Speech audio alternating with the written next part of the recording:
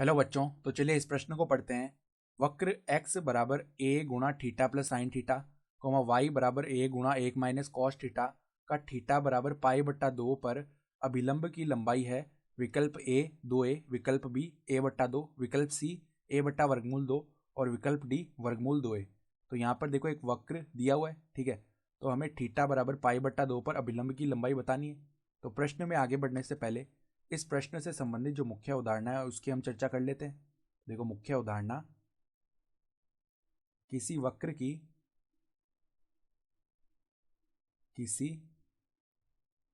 वक्र की अभिलंब की लंबाई क्या होती है। अभिलंब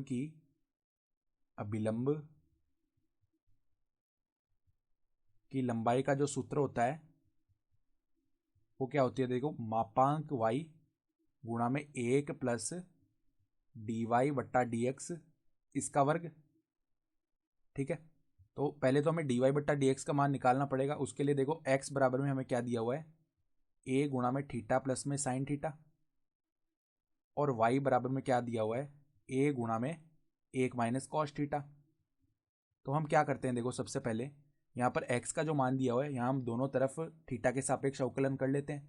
तो dx बट्टा डी थीटा का मान क्या आएगा, देखो a तो अचर है, फिर अंदर हम अवकलन करेंगे तो थीटा का अवकलन थीटा के सापेक्ष 1 हो गया और साइन थीटा का अवकलन थीटा के सापेक्ष कॉस थीटा हो गया, ठीक है।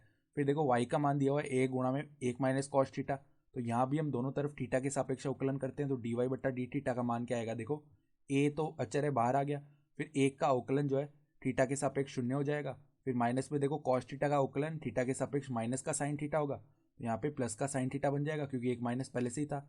तो ये मान किसके बराबर आ गया, a साइन थीटा के बराबर। तो अब अगर हम डी वाई बट्टा डी एक्स का मान याद करना चाहते हैं तो हम डी वाई बट्टा डी थीटा बट्टा में डी एक्स बट्टा डी थीटा करेंगे।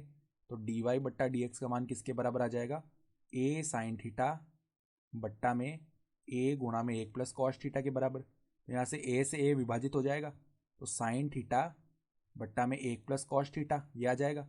तो हमें देखो डी वाई बट्टा डी एक्स याद करना पड़ेगा थीटा बराबर पाई बट्टा 2 पर, क्योंकि इसी पर हमें अभिलंब की लंबाई पूछी है। तो डी वाई बट्टा डी एक्स का मान थीटा बराबर पाई बट्टा 2 पर याद करेंगे तो वो क्या आ जाएगा, देखो साइन पाई बट्टा 2 का मान होता है 1 बट्टा में 1 प्लस में कॉस पाई बट्टा 2 का मान होता है 0। तो डी वाई बट्टा डी एक्स का मान आ चुका है 1 आ चुका है। तो अब हम देखो y का मान याद कर लेते हैं पाई बट्टा 2 पर। तो y बराबर में क्या आ जाएगा, a गुणा में 1 माइनस कॉस थीटा दिया हुआ है, तो y का मान थीटा बराबर पाई बट्टा 2 पर याद करेंगे तो वो क्या आ जाएगा, a गुणा में 1 माइनस कॉस पाई बट्टा 2 का मान 0 होता है, तो ये a आ गया है मान, ठीक है। तो अब देखो अभिलंब की लंबाई निकालनी है, तो अभिलंब की लंबाई